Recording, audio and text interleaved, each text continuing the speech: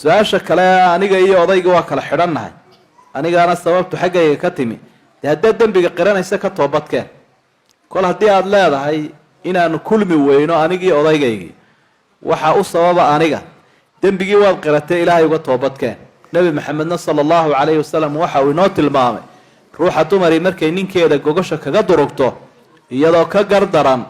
malaa'igta ilaahay inay nacdalayso ilahay inta waaguu baryayo dee nacdasha malaa'igta ilaahay iyo ta ilaahayna qofka muslimka ahi ma qaadi karo oo cadhada alle waxa weeye naxariistii oo aad aada uga fogaato marka towbaddu waa waajib waa inaad raalli geliso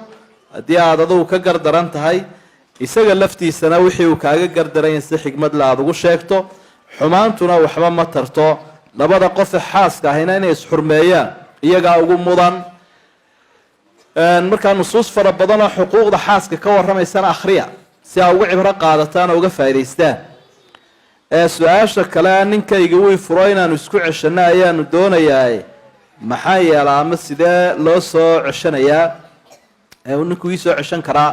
wuu ku soo ceshan karaa wuxuu odhan karaa xaaskaygii heblaaye guurkaygii hore ayaan ku soo ceshaday waase haddii aanad dalqadda ka iibsanin ama aan dalqaduhu dhammaanin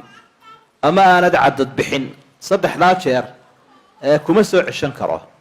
marna waxaa loo baahay inaad nin kale soo marto markay dalqaduhu dhammaadeen labada jeero kalena in lagu soo geed fadhiisto oo dee ehelkaagu ku bixiyaa loo baahan yahay markaa culimada sii weydiiye wixii tafaasiila waalidkii uu dhintay umanaan sama fari jirina maxaa yeelaa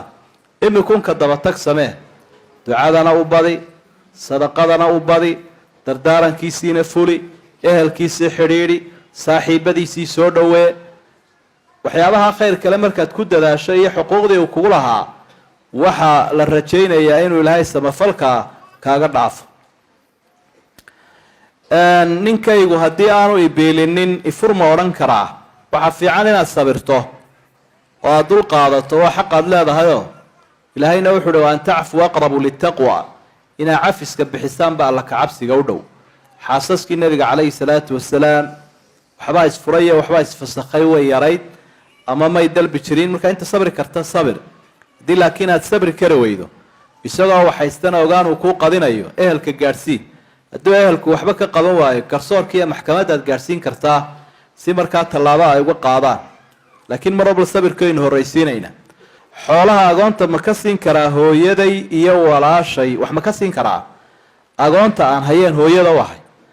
haddii ay wax u tarayaanoo dabcan ay u adeegayaanoo ay kula hayaan oo ay u nadiifinayaan oo iyagu ay dee musaacidiin ku yihiin ay kugula dadaalayaan waxbay ka cuni karaan siiba hooyadu oo dee iyaga ayeeya u ah habar baa la yidhaahdaayo habkay baraysaa carruurta markaa marnaba kama maarmayaan carruurta wehelkeeda marka dadkaa wax ku taraya ee qaraabada ah waxna u keenaya wixii ay helaanna kusoo darsanaya waxbay la cuni karaan waana dheefsan karaan ilaahayna wuxu uhi wain tukhaaliduuhum fa ikhwaanukum agoontu hadday wax isku darsataan oo kiinana laga cunayo koodana laga cunayo wax dhibi ma jiro meherkii ma lagu yeelanayaa sekada sekadii miyay ku waajibaysaa meherkii oorida haa way ku waajibaysaa haddii ay ninkeedu heli karayo oo uu una diyaar yahay inuu siiyo oo iyadu ay markaa ku dayso oo ay ka qaadan weydo sanad walba waa ku waajibaysaa sekadii 3,000 4,000 oo dollar meelaha hadduu qiimihiisu gaadhsiisan yihin laakiin wax yaroo kun iyo wixii ka hooseeya hadduu yahay marka qiimihiisa la eego saka kuma waajibayso